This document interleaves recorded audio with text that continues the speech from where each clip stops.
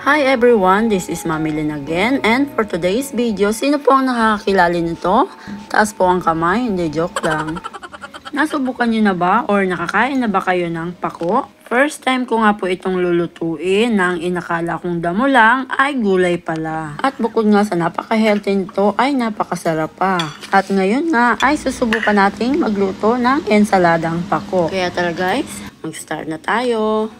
Sabi nga nila ay masarap daw ito at curious ako kaya ayan at bumili ako ng isang tali at gagawin natin itong ensalada. Yun nga daw ang masarap dito. Himayin lang po natin ito na parang kangkong and after nyan hugasan mabuti then iset aside muna natin. Then next ay i-prepare naman natin itong ating mga sangkap. Lalagyan natin ito ng sibuyas, kamatis, kalamansi at itlog na maalat.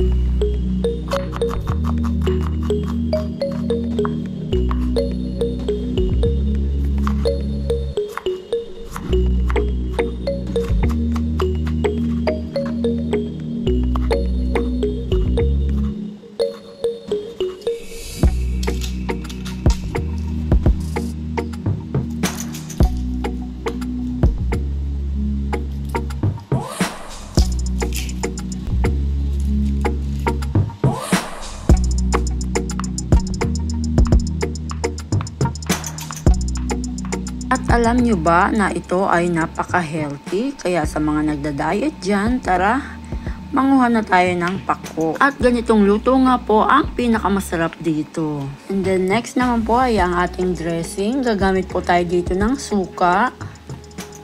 Lagyan natin ng asin. Kung meron kayong olive oil. Pero ang gamit ko po dito ay sesame oil. Then lagyan po natin ng pamintang durog at kalamansi. Ayan, mix lang po muna natin. Then, iset aside po muna natin ito dahil ibablanch po natin ang ating pako. Ayan, nagpakulo lang tayo ng tubig para dito sa ating pako. Blanch lang natin ito. Ayan, pagkulo nito ay pwede na po natin agad hanguin.